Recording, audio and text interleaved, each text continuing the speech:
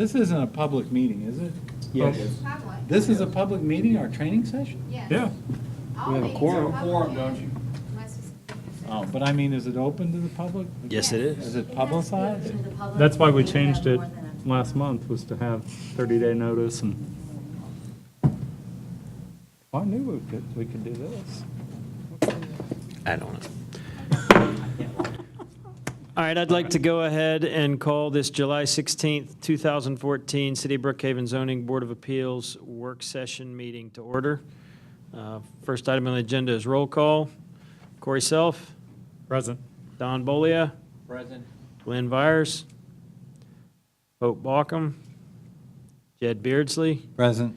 Kent Gibson, and Tim Nama is present. So we do have a quorum. We will go ahead and move into our training agenda now.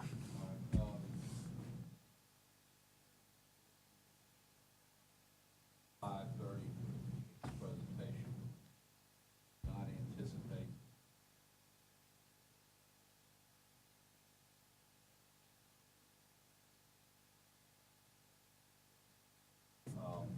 Joining me today.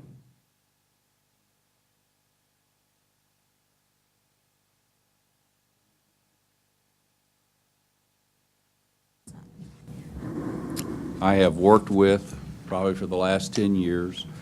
Also, Doug Dillard is joining us also as a presenter.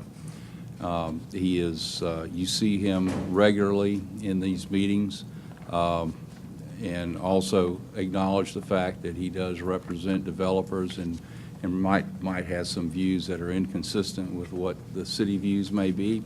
So certainly take that into consideration with regard to his presentation. You also have various books that were co-authored by Mr. Dillard that are being provided for you for future reference, or they could do well to start barbecue fires or anything else that you prefer to do so with. We plan to do, what our style for this is really going to be a panel discussion. We're going to make a few comments, but we're really interested in what's on your mind, and so that you can ask the questions that are really relevant to what you're looking at. And today, and for this meeting, we were going to have a discussion of variances.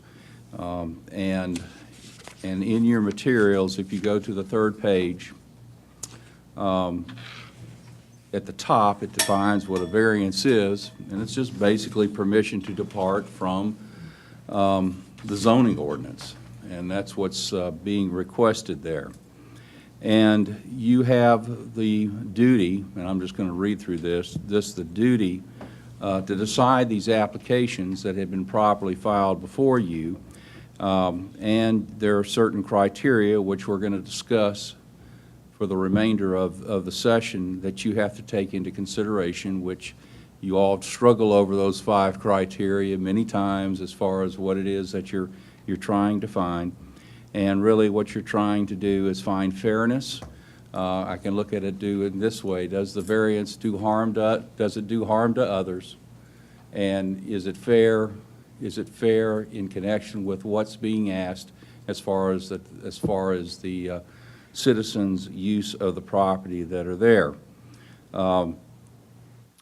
There are certain things that you cannot do, and if you look at your outline on page 3, these are straight from the code as far as those things that you cannot do as far as granting variances with regard to that.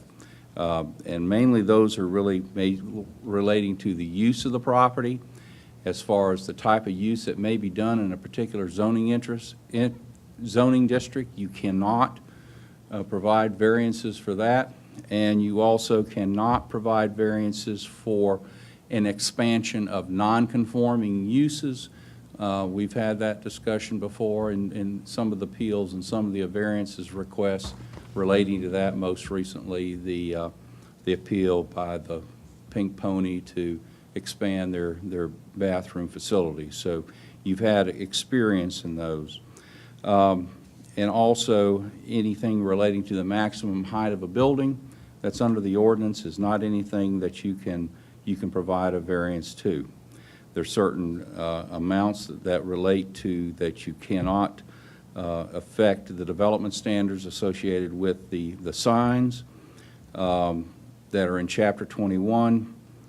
You cannot waive or modify in any manner the minimum lot width and minimum lot area where the lot has been conditionally zoned to a specific site plan. Now, what that means is that if it's already been zoned to that site plan, we don't see that. We see that as conditions, but we don't really have, if you look at our zoning here today, what I consider the zoning classification where you're actually going to site plan specific, but if that were to be the case, that wouldn't happen. That's there. And you can't reduce, waive, or modify in any manner the minimum lot area established by the city council for any use permitted by any special land use permit or by special exceptions. So you can't go around and change any things that have taken place in the periods that are there. So those are the major things that relate to items that you cannot do. And where we wanted to start the discussion relates to Section 2719, which are the criteria that are applicable in approving a variance that is there. Basically, and we'll start out here, it says, no relief may be granted or action taken under the terms of this division unless such relief can be granted without substantial detriment, do no harm, to the public good and without substantial impairment of the intent and purpose of this chapter and the comprehensive plan and text. So do no harm, it has to be consistent with the comprehensive plan, and there's got to be a reasonable basis for granting the variances, which are the 5 subjective criteria that are discussed and where we're going to start our discussion today with this panel. The 5 criteria, and all of them have to be met in order to approve the variance. There's no saying, well, it's 4-1. That's fine. But based upon the voting history of this board, it's clear, in my opinion, that each person is taking it very is being very considerate and serious with respect to these matters, and also understand that they are subjective. And very much intended to be subjective, because if there was objectivity to it, you probably could never, ever find a way to make a variance take place. So as you make your decisions and you look at these considerations that take place, you're going to see they are subjective in nature, but you also have the duty to, to apply, the various standards as far as reasonableness in purpose of what it is that you're going to make the determination. So the first we're going to talk about as a panel discussion is number 1, which probably is the one that brings the most questions that take place with regard to there. By reasonable of exceptional narrowness, shallowness, or shape of a specific lot, or by reason of exceptional topographic conditions which were not created by the owner. Okay, so now you've got exceptional condition not created by the owner or the applicant. Okay, that's that. And then it adds in here, which you won't find in some other municipal codes, the strict application of the requirements of this chapter would deprive the property owner of rights and privileges enjoyed by other property owners in the same zoning district. Okay. And with that, Mr. Dillard, you have joined us. I'd like, if you would, just sort of give your comments and your thoughts relating to that one standard. Well, the thing that comes about shape of a lot. Too narrow, doesn't satisfy the, I need to talk in the mic. It doesn't fit the width requirements. You've got a lot of non-conforming lots in Brookhaven because most of the lots were done prior to the time you had zoning ordinances back in the 40s and 50s. So you got a lot of non-conforming lots, and you've got the ability to build on the same footprint, but what's happening is people want to build bigger houses on the same lot. The the issue then becomes, you know, is it an exceptional narrowness, shallowness, or shape of the specific lot that causes the reason for the request? And you've got topo issues, you've got floodplain issues, you've got creek and buffer issues that all come into play with the questions of whether or not you're entitled to a variance or not.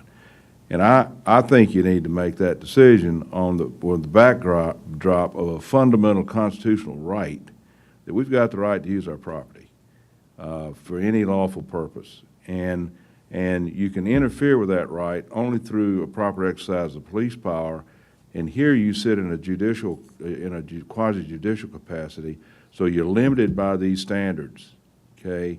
And in the process, they need to be reasonable. You can't arbitrarily make those decisions. So I think, and of course, I represent developers primarily, but we do represent local governments as well.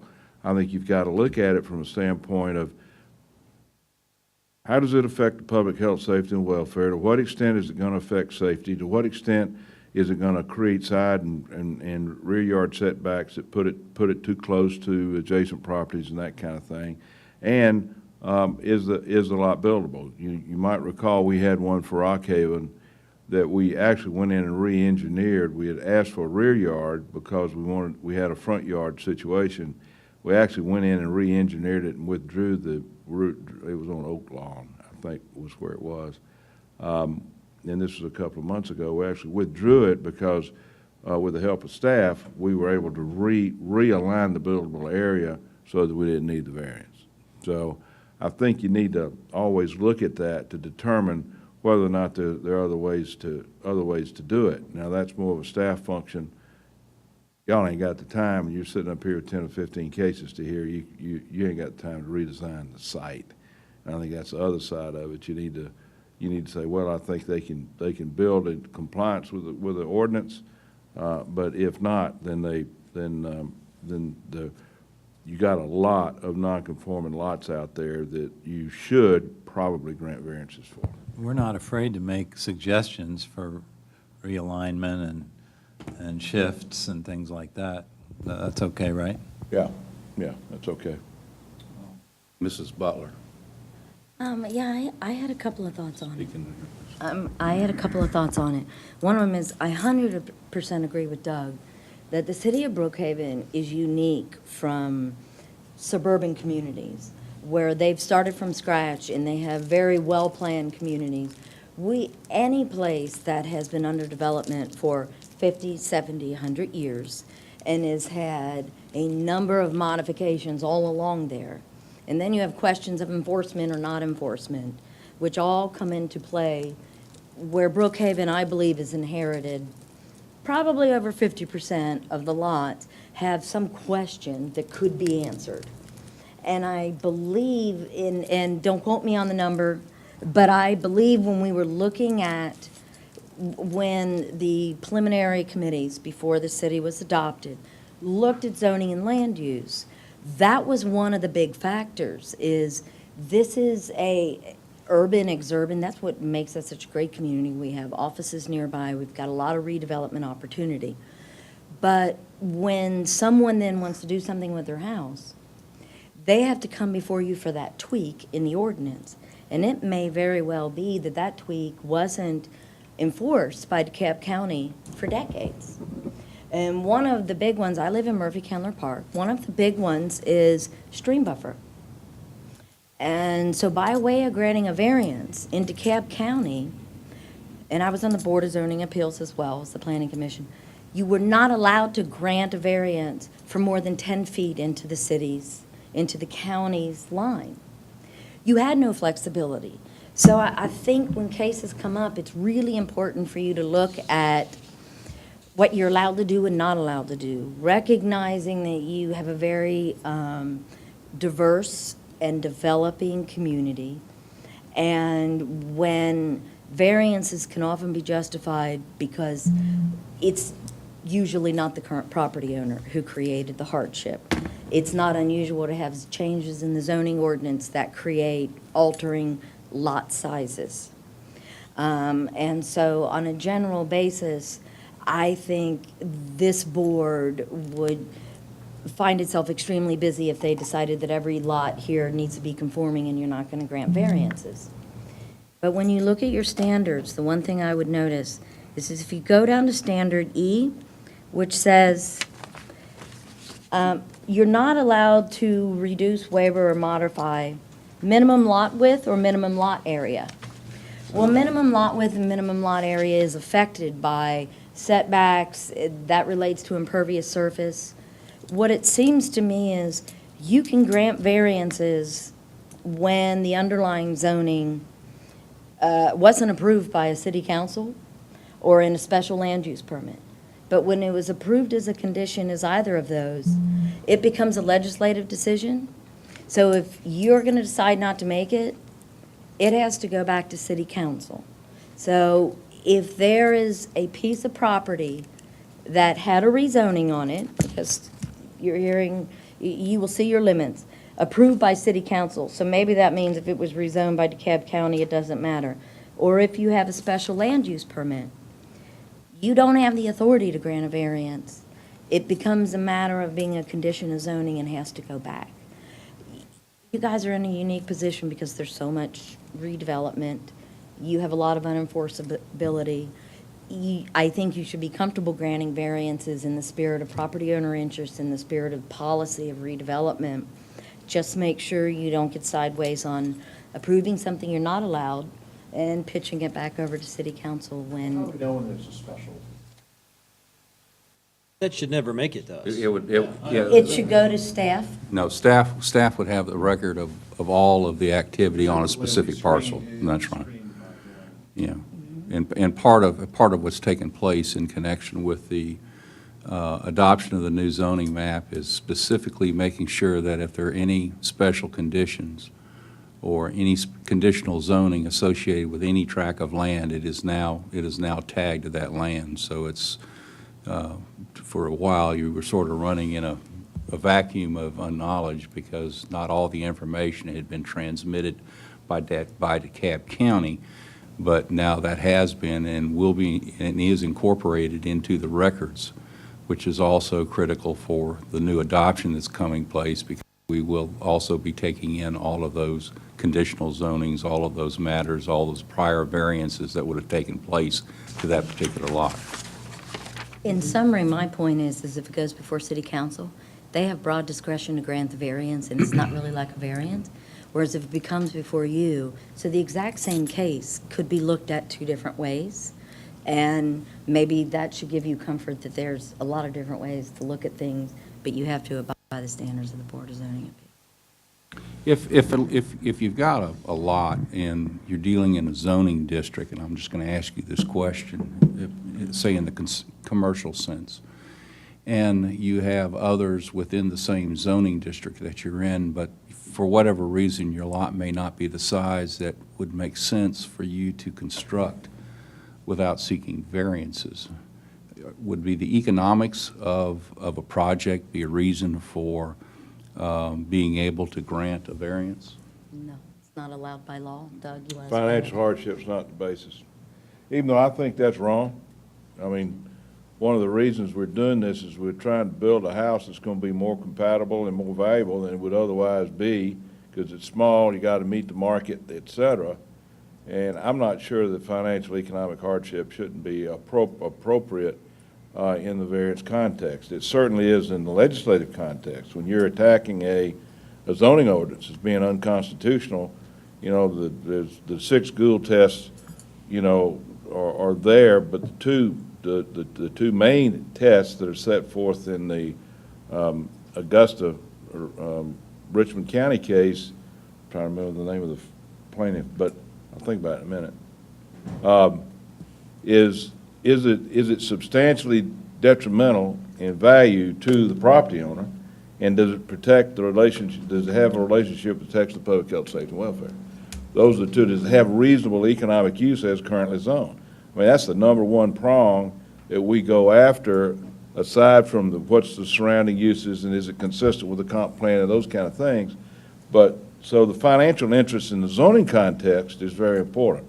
So I think to eliminate that issue from a consideration of the variance the financial hardship is basically the real reason why anybody's coming in to get a variance, because they can't build on the property what they want to build, and it affects the value of the property. Now, is that reasonable? Is that, don't know.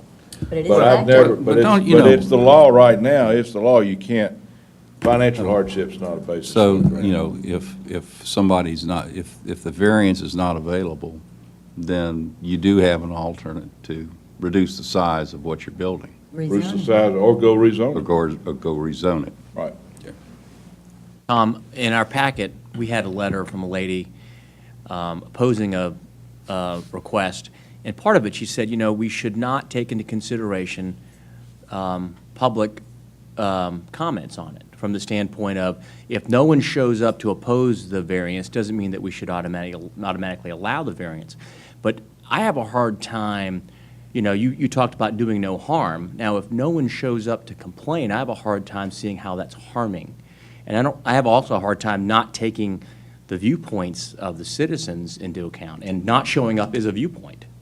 So what are your thoughts on when people come up and we listen to testimony from both sides? How much of that should we take into account as we're evaluating our decision? You want me to hit it? Well, why don't you hit it, Wendy? Don, I think it's very important. I mean, we spend, both in the zoning context and in the variance context, we spend a lot of time trying to get as much support in the neighborhood as we possibly can. I mean, I tell clients all the time, in the legislative, in the zoning context, we spend most of our time trying to create an atmosphere that allows the elected official to make the decision we want them to make.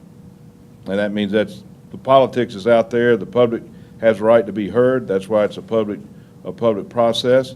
Now, when they don't show, that doesn't necessarily mean that there's an automatic grant, but at the same time, it obviously does and should affect your decision relative to whether or not the public is adversely affected by the request. Yeah, So- and Don, if I might say, in the situation that you're talking about, and if it's one where staff has recommended approval, so staff has gone through the same 5 criteria that you've discussed, or that you're looking at, and that there is no opposition to it, then I don't see, unless you see something really glaring wrong in staff's analysis, not doing what you're doing now and voting how you're voting. I'm going to weigh in from a different perspective. The different perspective is that you're a Board of Zoning Appeals. You are in a quasi-judicial capacity. Your staff people have administrative duties. There's certain laws, if you meet standards, they have to grant a permit. Quasi-judicial means you all have to make some discretionary decisions, but they're based on standards. But in a quasi-judicial capacity, you're like a judge. The applicant is not allowed to contact you. Not allowed. Most jurisdictions do not like it. And if you follow the conservative approach, Board of Zoning Appeals members are like judges and cannot be contacted. So what has to happen is, it's really important that as a part of the process of any application that comes to you, the community knows they can communicate with Community Development Department. They can send comments to the Community Development Department, which should all then go to you. But if you all start receiving phone calls from individual applicants and individual attorneys, that's complicated. Now, you're never going to hear me say that in any other context, because I hate the idea that zoning decisions have to be made in 10 minutes before a board. There's so much else in a case that is beneficial, from hearing from the community, being able to attend meetings, get that dialogue. You all don't have the ability to be contacted by most jurisdictions' interpretations, where city council and planning commissioners could be, because they're legislative. So I think it's important for you all to find a way so that the public and the applicant knows they've got an avenue to get information to you in some way, shape, or form in the application process. Just to follow up on that, when we do our site visits, this last round I did, I run into homeowners. Right. And they're going to talk to you. Of course. And I feel like I have to talk to the back. I can't just wander around their backyard and not have a conversation. Well, there's a certain level of decorum that I think that should be expected in what you do, and not say, oh, no, I can't talk to you, but you have, because the fact that you have put yourself in a place where there can be a conversation. You certainly can put yourself to listen, but you're going to have to tell them that, that you are a decision maker, and you really can't take into consideration as to what they're telling you, but that information should be relayed to the full board at the time of the hearing. Are we allowed to ask questions? Without acting like a jerk. I mean, just as far as what you're doing, but But if they're, are we allowed to ask questions? I would, if it's a question you wouldn't have been able to ask if the person hadn't been there, then no, I wouldn't ask questions. And it's the same reason, you never get any, you never get any contact from me at all with regard to any of the zoning cases that take place. And so as far as any attorney contacting you is completely out of bounds. And you're not going to, and I'm sure you get individual emails. I'm sure they do. So the first thing you should do is turn them over to the Community Development Department so that they can then assemble those so that they can be disseminated to everybody, which is what's done. What I do is tell the person, I'm really interested in hearing what you have to say, and I got to be real careful here. So if you send your comments to here, I promise you I will get them, and they'll be taken under consideration, but they just can't meet with you. So facilitate a way you care. They just have to go through the network. Susan, I just increased your emails 10 times. Ex parte communications. They're already here. Yeah, We already get them all. Ex parte communications are clearly prohibited, but it happens all the time. I mean, particularly with opposition. I mean, they'll fire emails off to you all the time. That's ex parte communication. I mean, that's something the applicant probably was not copied on. Right. So the applicant doesn't have an opportunity to respond. We get to the hearing, all we got is 10 minutes. We put in, because our appeal's on the record, so we got to make a record like this in 10 minutes, and we file all this stuff. You've never seen it, and we can't file it necessarily ahead of time. Unless we Because- file an open records request with, no applicant wants to file an open records request during the middle of an application because it seems controversial. But we would have no, I represent a lot of developers do. The applicant would have no way of knowing it without saying, who's been contacting, is there information? So I make it a regular course of action to do open records requests, but it doesn't always make you look, it doesn't always show you in the best light when really you're just trying to find a way to get the information. The other side of that is that the city does post everything that's going to be in your materials on the website, so it is there to examine. Occasionally, there are additional emails that come about and additional comments after that are presented to you at that time of the meeting, or maybe presented to you later.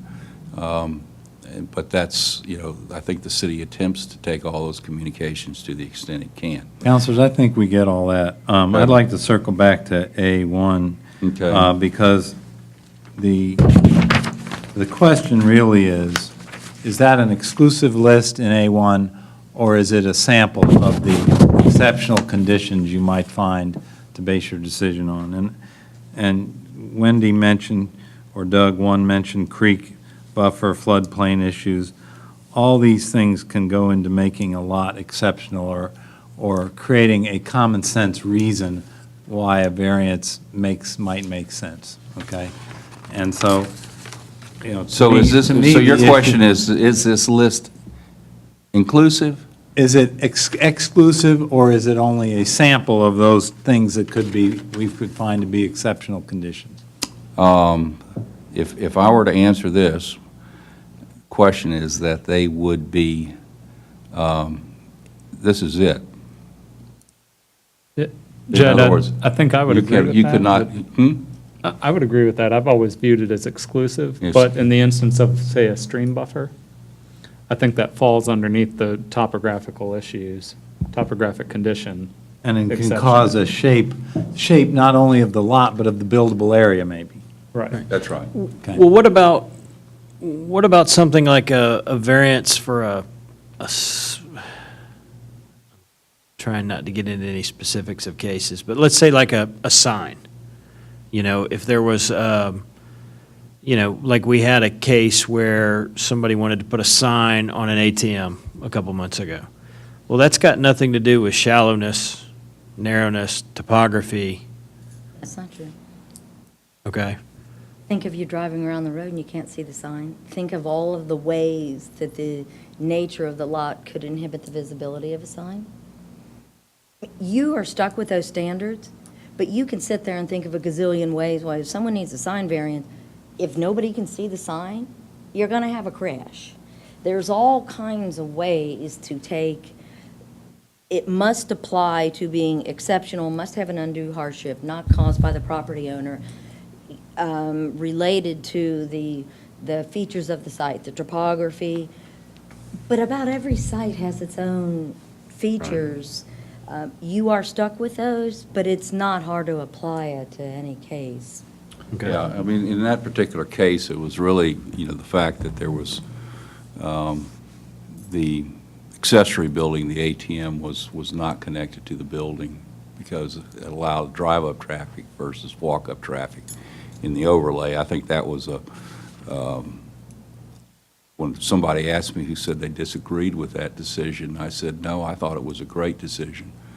I said it was, it was one that was well thought out and resulted in and actually the curb cuts being moved farther away from the intersection. There were those trade-offs. But, as far as a financial institution is concerned, the days of the walk-up ATMs are, gone. That, there needs to be a way to accommodate those types of things for the business, which is what was done. So I disagreed with the person, you said, and thought that it was, well thought out and a good decision. In the case of an overlay, however, overlay forces developers into dealing with larger issues than maybe just on one lot. And so, you could have a situation where the overlay is trying to provide a uniform development pattern. It could provide space between curb cuts for whatever reason. The overlay is very restrictive, yet there's certain types of properties that really the overlay isn't designed to regulate. For one reason, maybe they're too small or whatever. And so one owner, unless they did an assemblage, just can't meet the overlay period. So to me, that's a hardship, a reason for a variance. I don't know if everybody else would agree with that. Thoughts? I would. I mean, the problem with the overlay, aside from the facial issues that you've got with the overlay in Brookhaven, but when you look at number one, there are 4 areas, narrowness, shape, topo, and shallowness. Well, the overlay is more of an architectural how to develop rather than giving you basic standards on how you grant variances. So while variances are the only avenue to come in and ask for the change, a lot of times it's more of the fact that it just doesn't apply and shouldn't apply to that particular piece of property and is an unreasonable application of standards that render the property either unsuitable, useless because it's too expensive, or just unreasonable regulations that don't need to be applied against a particular piece of property. Special exception is probably a better term rather than variance. Be quite honest about it. I But- agree 100% but what you variance said. is all you got. But I want to add a caveat. City of Roswell, they have a policy in their overlay that goes along, let's see, where Holcomb Bridge Road becomes Crabapple Crossroads. In that area, they have a specific policy in the ordinance that restricts the ability to combine properties, no, to redevelop a property that is too small in the overlay. So they force them to sit there stagnant until that property combines with another property. We don't have anything like that in Brookhaven, and I hope we don't, because allowing a bunch of property to sit vacant until somebody can be forced to assemble to meet the standards is not the way that I think Brookhaven thrives. So under the example you mentioned, I agree with you and would suggest that that would be a topo size, shape of property issue, absent something in the ordinance that says you're not allowed to do it. And Roswell's the only place I know of it, and I'm not a big fan. Thank you, Wendy. Okay. Any other questions on item 1? Order after. All right, let's move to item 2. If I can ask one other question, and this may not be a permissible question, so by all means tell me, but one of the cases we'll hear tonight, it seems to be argued by the applicant that it's not any fault of his own, and then we received an email today which seemed to indicate that, in fact, it is the applicant's fault.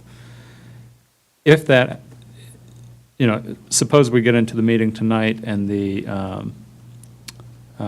public comment, the record shows that it is in fact the applicant who was the original builder, whatnot. In my mind, that would fail to meet this first criteria then. And I wonder, am I missing something? It says which were not created by the owner or applicant. If an issue is created by an owner or applicant, ignoring that particular case, but does that automatically disqualify them then? Well, if I would say it would, depending upon how it was created by the owner. I mean, if it was created, let's say the owner went in and divided the property and subdivided the property, and it would have been able to meet the zoning restrictions. I mean, but decided they want to build a bigger house, so I need to come in and get a variance on that lot. Then, in the case of a subdivision, okay, that's, in that case, and I would indicate that the owner did that and that he should stay within whatever the restrictions are. The other side of that is the situation in DeKalb County where they came in and combined lots that were already subdivided into separate tax parcels. And that, and the reality of that is that they really are separate parcels for zoning purposes. And not one parcel, and we have a procedure whereby this board can come in and, in effect, say, well, it's really 2 tax parcels. I think it's, every time I think about that, I always wonder why we even have to make that sort of ruling associated with it, because I think a person, as a matter of right, should be able to have 2 tax parcels without having to go back and resubmit a plat of subdivided property that's already been platted as subdivided property. But in that situation, then it wouldn't be caused by the owner associated with that. I want to give a quick example of that, and I know you'll get into the law. I was on the Board of Zoning Appeals for years in DeKalb County. Over 50% of our cases were somebody who didn't know, already did. Either the developer knew but didn't tell them, or you have somebody who just does things to their property and they have no idea about the process. It was an overwhelming majority of our cases, and what we used to do was look at the intent, and we often used to, instead of complete denial, we used to refer them back to the staff to work through mitigating factors. You did this and you're not allowed. Are we really going to make you take down your house? Are we really going to make you take the front of the house off? Instead, but what you did, you paved your entire lot. We're suggesting to you that it's very difficult for us to set aside the fact that you did this. You're responsible for the result. We'd like to give you a little more time to come up with something more reasonable than giving a straight variance. we did that often. I haven't looked if you have the ability to defer, but that's what we used to do instead of the straight issue of denial, because a lot of people do things. Well, in those situations, they may not be because of the lot size, they just did something they shouldn't have done, or did something outside of what they had planned, what the plans allowed them to do. Just about everything on Windsor. I think needs a also you gotta look at the intent. Yeah, I agree. You know, if somebody went in there and they built 3 feet over the line, and the inspector didn't catch it, and it's caught later on, or when they sell the property, the surveyor, as built, comes in and finds a mistake, and it's been there a while, or I think intent's gotta go, it's gotta be a part of that whole, whether or not the property owner or the applicant caused the issue. And There's a blatant disregard for the setbacks or that kind of thing. That's a totally different issue that I think you just got to judge on a case-by-case basis. I tend to differ here, is that they have the obligation to know what the setbacks are. They have the obligation to certainly stake the property so that they can determine where the setbacks are. That is the law. And if there's a screw-up, then granted, the variance is the way to do it, but, sometimes I think there has to be some trade-off. And that's what you all have, Well, and have following done. up on that, I mean, I've had situations where we've been asked to certify zoning compliance on an as-built basis. And the inspection indicates that the current setback, the building was sitting over the setback, side yard setback line. And it was built that way. Nobody caught it. It's been that way for 20 years. So I need to get a zoning certification. Well, I can't do it. If I got to tear that west wall down and rebuild it, I think in that situation, and we were successful in getting a variance. But I also had support of the adjacent property owners. It'd been there a long time. It wasn't a new deal. I think all that enters into whether or not the property owner / applicant caused the problem. And you can grant conditions. You can require conditions. If you think the intent and all of that plays into it, we're willing to do this if you do this, because that seems to counterbalance the impact of your nonconformity. Okay. What time do we have? 22 after.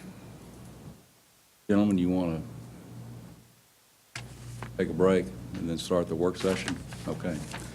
You want to go, shall we go through number 2 and finish it with that?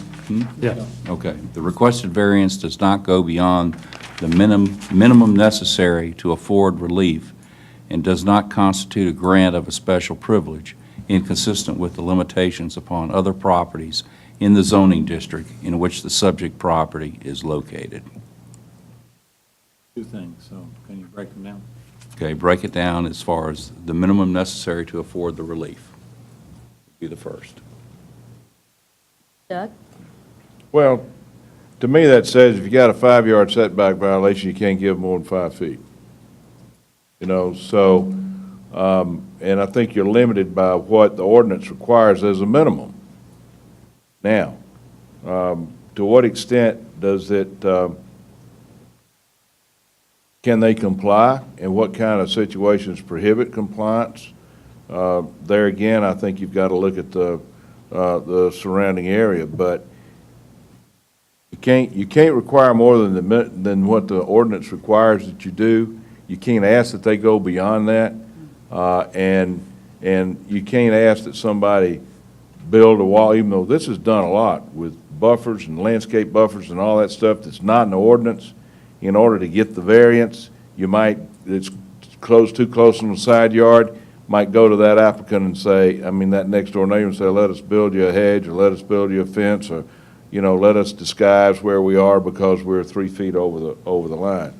I think that's the versus tear the west wall down and have to rebuild their house. That's probably. We kind of flip it around sometimes and we say, well, okay, you've applied for 40 feet and you can do it with less, right? So we may try to pull them back and say, that's not the minimum. The minimum is something less rigorous, and we want you to try to develop within something. Well, think of this, think of the fact that let's say, again, you've got to have exceptional topographic conditions or whatever. You have a trapezoidal lot, okay? You've got an average yard setback, front yard setback, okay?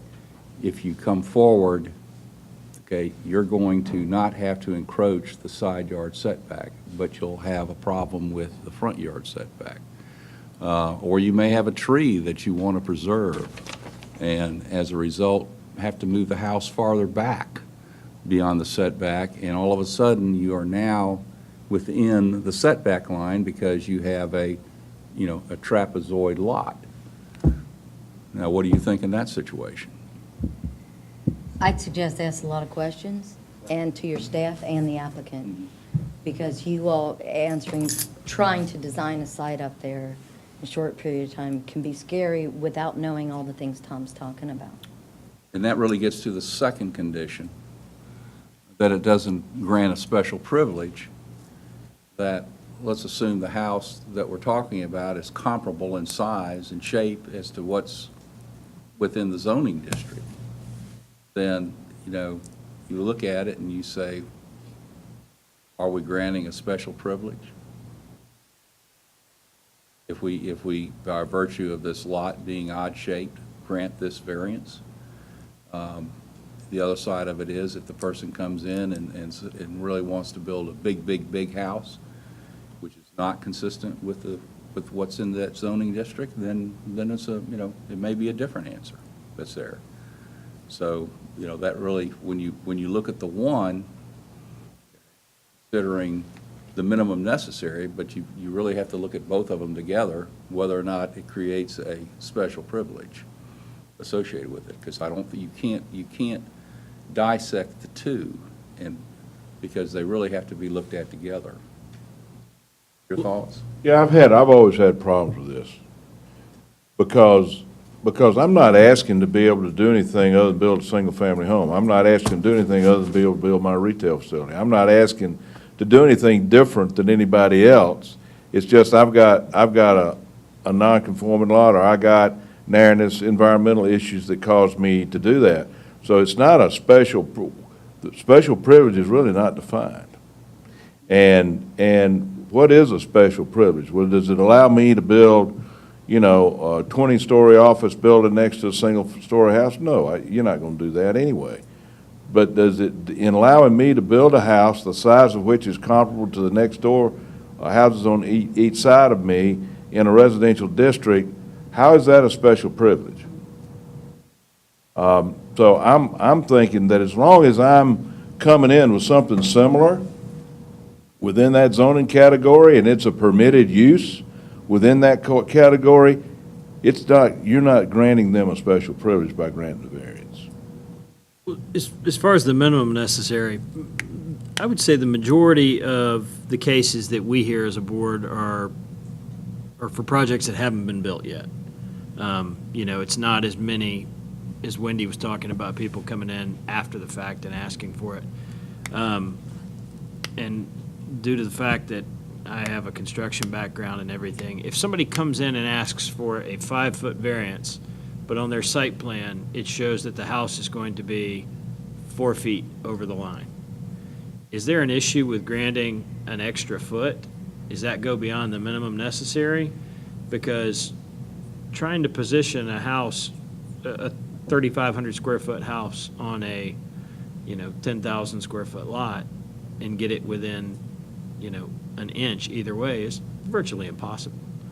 So is that going beyond the minimum relief necessary if someone applies for an extra 12 inches? A cushion, in other words. In order to just be able to have a little bit of wiggle room on it. Can I ask the staff for an answer on that, too?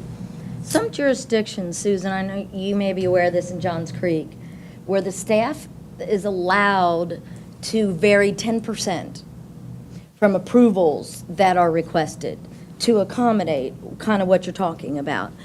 I think there's a tendency to hold people to what they ask for, but then I think staff sometimes has a policy or in writing that they're the ones who can really best determine if they should go beyond. You're saying an administrative variance after receiving a variance here? No, it's not the same as an administrative variance. It would be when the plans are submitted, the people reviewing them are saying, is this consistent? Check, check, check. They're less than 10%, so we have a policy to make that consistent. But granting 1 feet, what's 1 foot here and 5 foot there? There's usually a staff policy to allow a percentage of leeway and let the staff make that decision instead of having you all decide to grant more as, designing the Yeah. So site. we would hold them, in that example, we would Well- hold them to the 4 feet, That would be and my- then If if they're a little staff bit over, came staff back would be able to look at and that. otherwise they'd have to come back and get another variance. I think, I think, Tim, to answer your question, I think it makes good sense to me. I mean, I represent cities and I represent a lot of developers, but I have not, I've usually seen them on large projects be able to hit it pretty good. Now, granted, maybe as a home builder or whatever, you're not, the surveying and whatever that takes place, I mean, do you all, on homes, do you have a surveyor come out and stake it and do that? Right. Just Yeah. make sure they have an insurance certificate that's there, but, the minimum necessary is really the minimum necessary. That would be, in my opinion, the 4 feet, but, Okay. but then, you could look at it differently and say, well, based upon the custom in the neighborhood that we tend to miss it by a few inches or can, then the minimum necessary may be greater. It's subjective. Okay. I'd ask staff. Susan didn't give us an answer, though. Well, they have the ability to, Permitting, weren't we talking about CO? Okay, you're 3 inches off, we'll still leave your microphone. But you're asking, the Still question give you here the is, are CO? you asking, should you take that leeway into account when you're granting your decisions, right? I didn't realize you were asking the staff a question, but we do have a 10% ability, I have a 10% ability to grant a Yeah. variance, but I have to post a sign. But not after we've already granted a Oh, variance. no, not after. Right, Not that's an after the fact. administrative No, sir. variance on the It's front. not after the That's right. fact, and in addition it's to really, that. it's just a policy. It's not an administrative variance. In other words, that I know it's not it is a discretionary variance. If they want to grant it, fine, otherwise it comes to you, is really what it is. And do we do as-built or foundation surveys? No. So, it's not going to get picked up until it's time to sell the house, if it's even an issue at that time. Or when they want to add a deck or a. That's right. Want to, build 75 feet into the stream buffer. So we grant a variance of 4 feet. The builder goes in and builds, 3 feet off the line. Whether they missed it or did it intentionally, who knows? We wouldn't know that until much later in the process when they're going for the CO? Is that Well, correct? you wouldn't know it then unless somebody's there to complain. Somebody, because what occurs is that, and I've seen this situation where a house was permitted, it needed variances, they didn't attempt to get them. The next door neighbor who I represented went over there because they knocked down all of the stuff. I mean, it got so tight that they had to trespass. And she'd been out of town and started complaining and actually had the inspector come out and measure it, and yeah, sure enough, it was off. Shouldn't an inspector be checking for zoning compliance, setbacks? Yeah, that should Should be be, the yeah. case, but, it just depends on the jurisdiction.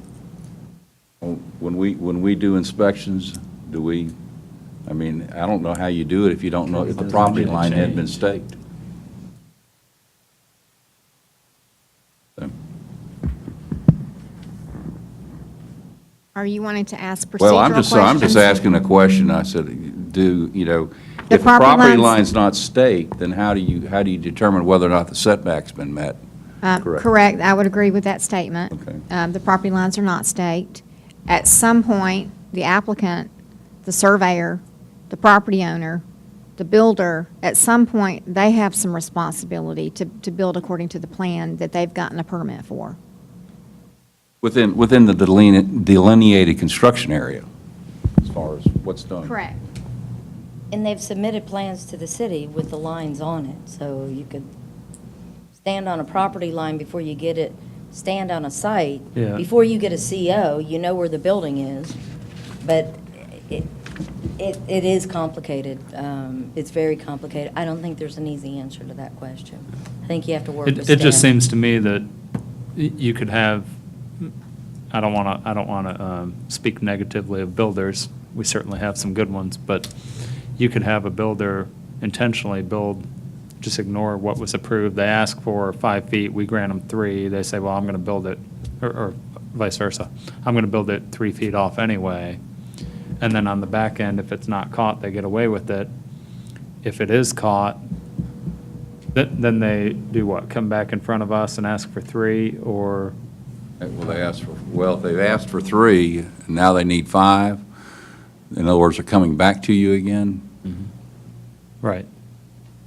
I mean, I That'd be think a tough- we that- tend to, as a board, look at that and say, there's already a house there, the city permitted this house, it's gone through the inspection process. What's another 2 feet, right? I think that tends to be the feeling of the board, and maybe I'm speaking out Well, of turn here, but- you have to look at the situation as to whether or not there's harm associated with what's been done. I mean, in the overall thing, and particularly if you have a neighbor next door that's just screaming up and down about it, then, somebody, if, again, you're sitting there as a judge and you have to, you have to make a decision. I mean, there's got to be fairness associated with it. And it's got to be fair to the property owner. And we are working our issues with regard to the construction contractors, and they may lose their privileges to do business in Brookhaven, or at least pay hefty fines if we can't banish them. But but you're right, that happens. A guy can just say, oh, the heck with it, I'm going to do it anyway. My experience is there are more individual residents that do that when they make changes to their houses than there are developers who are willing to put an entire development on the line. Yeah. We see the developers, but it's very similar, If it's closer, it's not on the plans, it ought to be picked up when they pour the footings. Ought to be picked up with an inspector that, hey, this is too close. Mr. Chairman, we've run over the time allotted. Certainly discuss later whether or not to continue this at another meeting, whether or not the pleasure of the board is to continue this, because I did outline other areas that we could discuss, which might be helpful. But I certainly am grateful to Doug and to Wendy for being with us this evening and joining this panel. Thank you very much. It's My pleasure. Oh, it was It's, helpful. Thank you very much. Thank you. Thank you. It was Comments very helpful. about experience, and you guys got a tough job, and thank you for doing it. Mr. Dillard, will you be autographing these later? Absolutely. Okay, thank you. The vested rights section helps insomnia.